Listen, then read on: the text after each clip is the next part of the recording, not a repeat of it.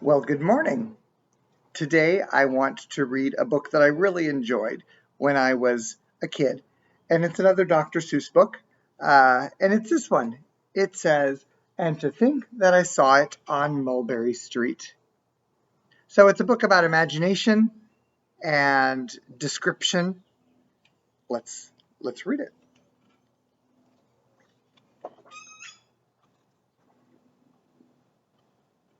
Look at this. It starts all black and white. But as you will see, it gets very exciting very quickly.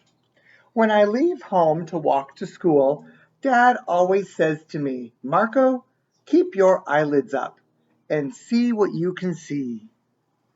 But when I tell him where I've been and what I think I've seen, he looks at me and sternly says, "Your eyesight's much too keen. Stop telling such outlandish tales. Stop turning minnows into whales." Hmm. Now, what can I say when I get home today? And this is little Marco. Looks like he's walking home from school. Now, when his dad says, "Stop turning minnows into whales," minnows are tiny little fish, and whales, as you know, are huge. So he's telling him, "You are exaggerating." Let's find out. All the long way to school and all the way back, I've looked and I've looked and I've kept careful track. But all that I've noticed, except my own feet, was a horse and a wagon on Mulberry Street. That's not very exciting. That's nothing to tell of. That won't do, of course. Just a broken down wagon that's drawn by a horse. That can't be my story. That's only a start. I'll say that a zebra was pulling that cart. And that is a story that no one can beat when I say that I saw it on Mulberry Street. I've never seen a yellow and black zebra before. Yes, the zebra is fine, but I think it's a shame such a marvelous beast with a cart that's so tame. The story would really be better to hear if the driver I saw were a charioteer. A gold and blue chariot's something to meet, rumbling like thunder down Mulberry Street. So our horse and a cart has become a charioteer and a yellow and black zebra. No, it won't do at all. A zebra's too small. A reindeer is better. He's fast and he's fleet, and he'd look mighty smart on old Mulberry Street.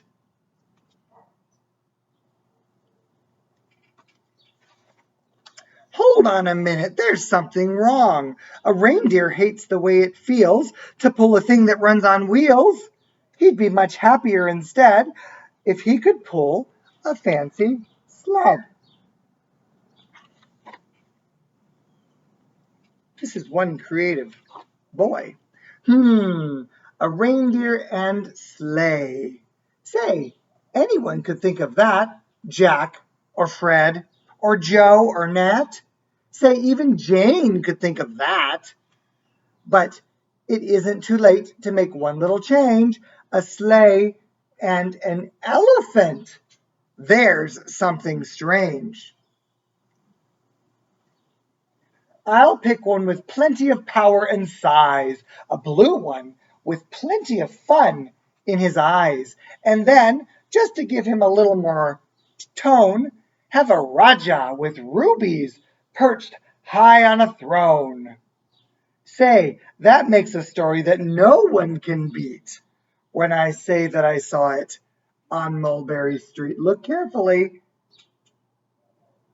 What do you see?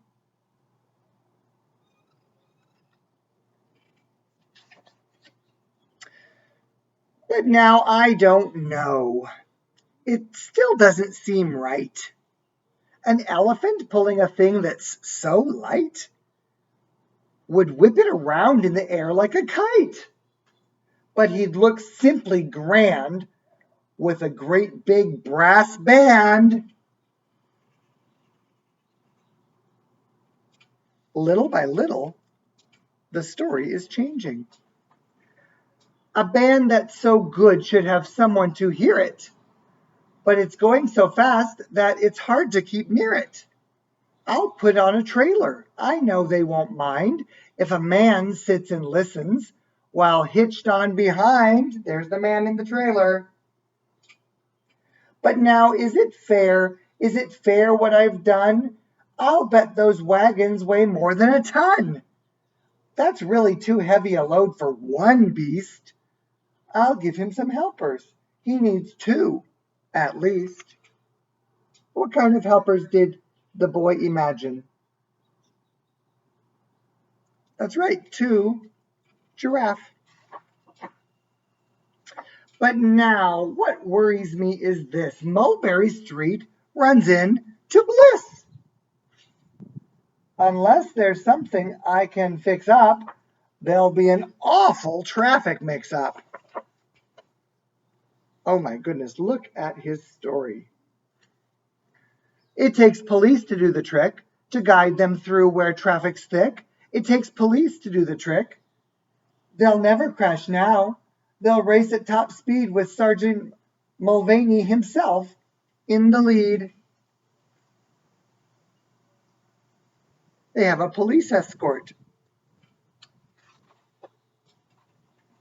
The mayor is there, and he thinks it is grand, and he raises his hat as they dash by the stand.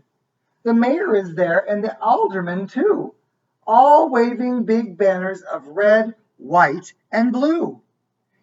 And that is a story that no one can beat when I say that I saw it on Mulberry Street.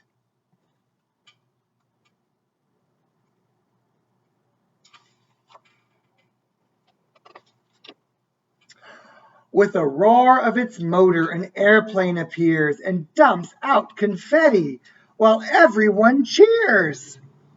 And that makes a story that's really not bad, but it still could be better. Suppose that I add, what do you think he's going to add next? How could you make it any better than this? Oh my, look at that. Let's read. A Chinese boy who eats with sticks, a big magician doing tricks, a 10-foot beard that needs a comb. No time for more. I'm almost home. So he's making this story up on his way home. I swung round the corner and dashed through the gate. I ran up the steps and I felt simply great. For I had a story that no one could beat, and to think that I saw it on Mulberry Street. But Dad said quite calmly, just draw up your stool and tell me the sights on the way home from school. There was so much to tell, I just couldn't begin. Dad looked at me sharply and pulled at his chin. He frowned at me sternly from there in his seat. Was there nothing to look at? No people to greet? Did nothing excite you or make your heart beat? Nothing, I said, growing red as a beet, but a plain horse and wagon on Mulberry Street.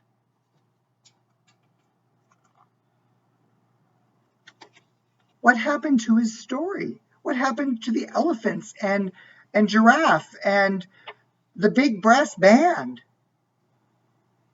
I guess he decided to tell the truth, which is always a good idea. It's fun to make up stories for a book like this, but it's very important to tell the truth.